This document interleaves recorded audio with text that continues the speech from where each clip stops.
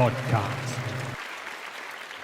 Hello and welcome to PMC English. You're watching podcast and we're back again. I'm Idris and with me is Ayushi, and in this episode of podcast we have all the general questions that you all face in your daily life. So today we'll be again in conversation with Mrs. Parinitha Patri, who is the founder of Swag Movement and also the co-founder of Swadhyay Yoga. Welcome to podcast. very warm welcome to our studio. Ma'am, my first question is we'll discuss spirituality. It's a very vast concept. I mean, we need to be brief. What is spirituality? And when we talk about it's 2022 now, already few days are gone for this year. Where do you see spirituality going in current generation? Are we on the right path? Are we on this path of spirituality, or is there any possibility where we can improve? Spirituality has always been there. It is us who need to become meditators. It is us who need to adapt meditation in our life. We are already spiritual beings having a human experience, as Patriji said. We are not human beings having a spiritual experience, but we are spiritual beings having a human experience on this earth. So we are already spiritual beings, but we just need to know ourselves that we are actually spiritual. We will know that only through meditation. So you mean to say that meditation is the first step towards spirituality? Is the only step. Only step, not just the first step. No. First and last and only. Everything is meditation. There are many types of meditations. Why Anapanasati? Anapanasati is the king of meditations. Buddha himself has taught us about Anapanasati meditation. Okay? And this is the most simple, most effortless and the most easiest way to go deep within. You don't have to chant any mantra, you don't have to focus on anything, or you don't have to say anything, you don't have to do anything. It is just when you are becoming empty, you need to go into your emptiness. And for that, breath is the doorway. And Anapanasati is the best and the most easiest, effortless and the simplest way to meditate, which the great Buddha himself has taught us. Right. And different people, I've heard that they are saying like one meditation might not be suitable for other person and this meditation is meant for that. Do you really believe in that? No. If not, why? Because I've experienced it. I know that Anapanasati meditation is the only method of meditation which is the real solution for all of people's questions, or going within, or for soul evolution, or improving their health or mental state or consciousness, expanding your consciousness and everything. So you can ask anyone who has done Anapanasati meditation and they will be testimonials enough for you. Right. Wonderful. So you mean to say that there are practical reasons why Anapanasati, and there are people who have experienced it, and otherwise you can say you yourself experience and then tell about it, right? Yes. Correct. Yes. So for the viewers who have come for the first time to this video, there's a possibility some might have, just randomly came to our video who know nothing about Anapanasati. Can you just explain in simple terms like how a person can start it? What are the steps to do it? There's just one simple process. You just have to sit comfortably. You can sit on a chair, you can sit on your bed, you can sit on your couch, you can sit in your garden, wherever. You can even sit in your office and meditate. Okay, you just have to sit comfortably, clasp your hands like this, okay, and close your eyes and just observe your breath. Just observe the inflow and the outflow of breath. That is how you meditate, and is the most simplest, easiest and the most effortless way to meditate, which is called the Anapanasati meditation. Sit comfortably, clasp your hands, close your eyes and observe your breath. No chanting, no mantra, no talking of anything, no focusing on your third eye or chakras or anything, nothing of that sort. Just observe your breath. Ana means inhale, apana means exhale, and sati means to be with. To be one with your breath is called Anapanasati meditation. That really sounds interesting, and I'm sure that the viewers who have come for the first time, they might have liked the process. And Ayushi has some more questions about this spirituality and current generation, so please go ahead. Right. Generally what we say is that the young generation, they are the leaders of today and tomorrow, but the young generation in this scenario, they are leading to a different path. They are into a negative path because of the current scenarios, because of the changes that are coming because of this coronavirus or this pandemic. So how can spirituality help them grow? First of all, I need to correct you saying that there's nothing called as negative or positive, there's nothing called right or wrong. There's no right or wrong, there's negative or positive. It's just how we view it. What is our perspective? Okay? If someone is doing something which we don't like, we say that it is bad. If someone is doing or saying which we like, oh, what a wonderful speaker. So it all depends on our mind and mindset and our attitude and our perspective as to how we judge something as good or bad, right or wrong, negative or positive. There's nothing of that sort. Everyone has a plan, everyone has a design. You come with a different design, he comes with a different karmic plan, I come with a different karmic plan and design. So I can be wrong to you, but that is what I have chosen for myself, and that is what I have decided for myself, and that is the path that I have chosen for myself. It may appear right or wrong to you. It depends on our own mindsets. So all of the youth now are very, very intelligent. So they know, they have more clarity than the youth that were there before. So they know how to choose a path, they know how to get there. So we really don't have to worry about them. All we need to do is just guide them through this. Maybe they are confused a little sometimes, maybe they don't know what to do sometimes, but we as meditators need to teach them meditation. That's all we need to do. We just need to give them the gift of meditation and let them do meditation and let them find for themselves. So that is the best gift that you can give to youth or any child. So if you can do that, that will be more than enough. So like meditation is the key path for everyone. Absolutely. Okay, as you said that nothing is good or bad, but it's the thinking that makes it so. Ma'am is laughing, you know. Yeah.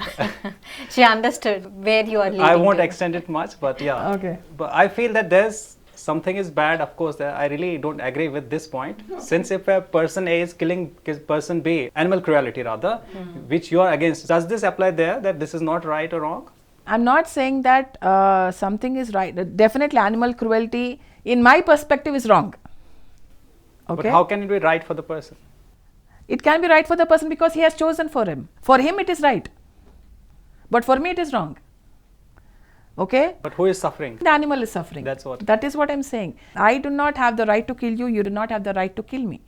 Okay? But everything is happening accordingly. Since animal cruelty is wrong for me. Okay? But it's wrong for animal too. And it is wrong consciously, right? If we go it is definitely deep in our wrong. It's not right. It is not so right. There's something right and wrong. So that's why yes, I said I but won't I'm agree. talking from the human being's perspective. See, for animal doesn't judge you saying that whether you're right or wrong. But as a human, I can judge a human being whether that person is right or wrong. For the animal, it is wrong. But if you are killing, then I will say that I am right because I want to eat an animal, I will kill an animal. I am right. But for me, that human being is wrong. But from the animal's perspective, it is completely wrong. And I speak from the animal's perspective. So definitely, I think this debate is going to be very long, but we'll continue this in the next episodes. Yeah. So misunderstanding, it is one of the factors that usually people face in their lives. Let that be their professional life or let that be their personal life.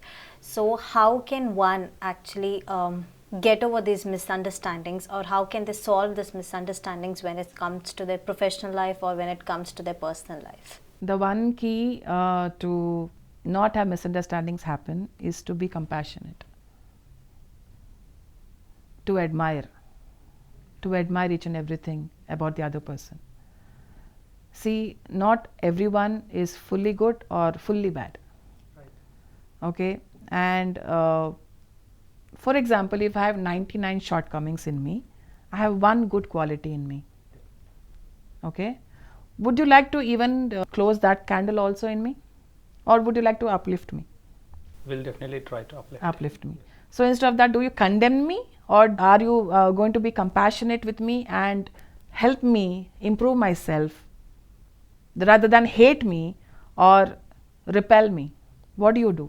We prefer the positive perspective. Yes, but do you do it? Yes, we do it. That is a challenge. See, for example, if I am a totally, in your perspective, if I am a negative or a bad person, but I have one good quality, you need to appreciate that one good quality in mine, and that one candle will light the other candles as well. So we need to do that to each other, be compassionate towards everyone, and we lack admiration. We don't lack applaud. We lack admiration, like real, true, honest admiration. We really need to admire everyone. Our neighbor, our co-worker, our family person, our group person, our any person. We really need to admire each other for who they are, what they are, whatever they have achieved. See, we generally think that, for example, if I think differently from you, then we don't get together. Then we don't get along together. But then you have been born and brought up in a different culture, different environments, different parents, different environment. I have been born and brought up in a different environment. So my thinking, my habits, my emotions or my perspectives are different. But neither of us are wrong. Both are right. Okay? So since neither of us are wrong, and because of our own perspective, I see you as wrong because you don't think same like me. You don't talk the way I talk. Just because of that, I dislike you and I hate you and I resent you. We are all different, but we are not wrong. We may intend something, something may come out of our mouth. It happens to everyone. It's not, cooperated with only with one person that, things happen with only one person. Each and every one of us has crisis in our lives, has difficulties in our lives, has ups and downs in our lives, has mood swings, has depressions, has everything, has happiness, has loneliness, has high moments, low moments, everything. Everyone goes through this. But then these things are leading to misunderstandings, these things are leading to differences, these things are leading to fights and distances. That is where we need to be compassionate with each other. That is where we need to be patient with each other. Everyone is having their own struggle.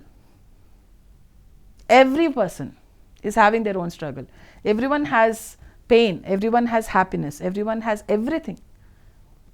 So let us be compassionate towards each other. Let us start admiring each other rather than criticizing, hating, feeling jealous or anything of that sort. Right. No anger, no animosities, no revenges, no vengeances, no egos. Really appreciate your thoughts, but here is a challenge, that comes in our lives or maybe in everybody's life. At times we are with person A and person B. In the beginning everything is nice, but when things, when the time passes, we start seeing the flaws and the good points, bad points. Then we start, expecting certain things. When such situation comes wherein we expect a person A to be like this and he is not like that or she is not like that, then a challenge comes here. We become angry, we get triggered. How do we, practically handle that situation? That's my point. Even though I'm ready to do it, but I don't know how to do it. So how do we start? What are the steps that we can take to improve ourselves first? To be in a position wherein we admire people. Right. There's only one step which is very difficult. I'm not saying it is easy. Drop the expectations. When you drop expectations, you will not be led to disappointments. When you're not led to disappointments, you'll be happy with each other. Isn't it? Let's not expect anything from each other. We are not here to fulfill each other's expectations. We are here to know ourselves, to realize ourselves, to really elevate our consciousness and help elevate each other's consciousness. Let us not go into personality level, let us go into soul level. See, when we have expectations from each other, we are still on the personality level, and that is where meditation helps you. As co-workers, as family and everything, I suggest everyone to do meditation so that you build that bridge from personality to soul. And that is where all problems will be solved. And it is not easy to let go of expectations. I am not saying that it is easy. It is very difficult. But that is what we need to do. If you are asking me for a solution, then that is a solution. So we can start with meditation, right? That is the start. That is the only solution that I say. Right. Meditation, meditation, meditation. For each and every family to prosper, to have family consciousness, to have group consciousness, to have co-worker consciousness, to have cooperation and everything, meditation is the only thing. If all the family members meditate, just imagine how that family will be. If all the co-workers meditate and know themselves and are compassionate towards each other and admire each other and have no expectations from each other, just imagine how the team will be, how the group will be, how the nation will be. Absolutely. That should be our vision, rather than, see, don't sweat the small stuff. I think that's the name of a book, right? So don't sweat small stuff. Don't get into personality issues. Don't go down. Don't go into egos. Don't go into, oh, why is he doing that? I don't like it. Right. Because you know what? These likes and dislikes are coming from your emotional body. But your heart tells you what is the right thing to do. Okay? Just likes and dislikes, just chhod do. Just leave them. Likes and dislikes. They are not, they are very temporary. Now, today I may like ice cream. Tomorrow I may not like ice cream. Tomorrow I may hate it. So likes and dislikes change, but then that is what I say, that you need to follow your heart to know what's the right thing to do. Okay, and the right thing to do may not be what you like. Correct. And the wrong thing to do is what you may like. So it's not the likes and dislikes, it's what is the right thing to do that your heart is telling you to do. I think that is what we need to do, to follow our heart. Definitely. Wonderfully explained, and this has, cleared my vision. I really am very much satisfied with the kind of explanation you have given me. I'm glad. I'm really glad. One of the main reasons for misunderstanding is assumptions. Like, people are usually in their assumption world thinking that so and so people is thinking about me in this manner, or doing things in this manner, or these are the assumptions that they have heard from other people around, and they have created an image about that certain person, and they go according to that kind of assumptions and all. In fact, when the A person does good things for them, or is good to them, still because of their assumptions they land up to misunderstandings, and it messes the things up. So what kind of advice do you want to give to people? People love to imagine things. See, firstly, the biggest enemy for people is slander, gossip, malice. If we can stop that, then everything will be fine. See, okay, I want to gossip about Idris. Okay, I will come to Ayushi and gossip, oh my God, you know what he did, then I'll say that. So you will believe me because you're my friend, right? It doesn't matter whether what I say there is truth in it or not. Because you're my friend, you will believe whatever I say. So as people, firstly, we need to give up on gossip. No bad talk, no ill talk about anyone whatsoever it may be the case. That should be eradicated. When that is eradicated, where is the talk of assumptions? Right. See, that is what we need to do. We need to do some conscious communication. We need to really consciously communicate. For what purpose am I opening my mouth for? Why am I opening my mouth? What am I trying to convey? What kind of energy I am giving to the other person? And how will this affect me in the future? If you have the thought of how will your own ill talk will affect you in the future, you will not do it. For example, if I kill an animal now, I will have to reap the karma. In the same way, if you kill a person in your mental thing, on your verbal thing, then you will have to reap that karma. See, doing karma is not just in actions. It is verbal, it is mental, and it is intentional. On all the levels, if you are clean, if you are pure, and if you are really doing good karma in all the levels, then you don't have to reap the bad karma because you're not doing anything. Instead of pointing out another person, first let us check ourselves. Why am I opening my mouth? Are my words being meaningful? Do they carry good energy? Is my talk really important here? Is my presence here important or not? So if we look into that perspective, none of us will have misunderstandings, none of will have assumptions. Not communication, I'm not talking about communication, I'm talking about conscious communication. Right. Open your mouth consciously. Speak when it's relevant, speak if it is true. See, there are three things. Open your mouth only if it's true, if it is necessary, and if it is kind. Right. If you can follow these three principles before opening your mouth, think 10 times before you open your mouth. Think 10 times.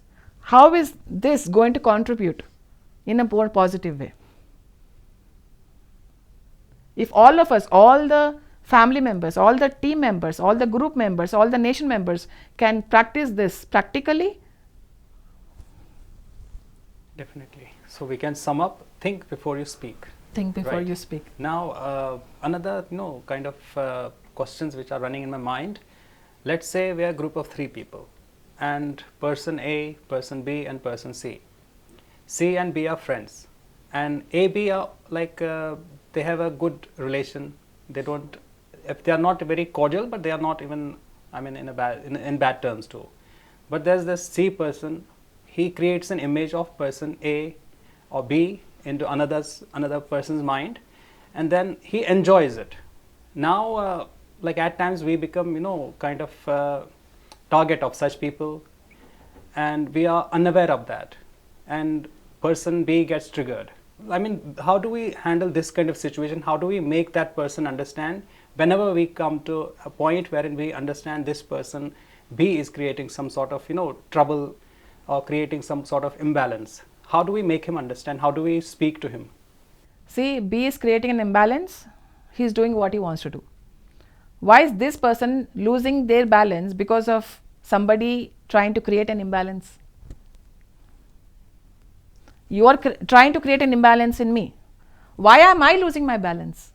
Because there's a trust, there's a kind of... Why am I losing the balance?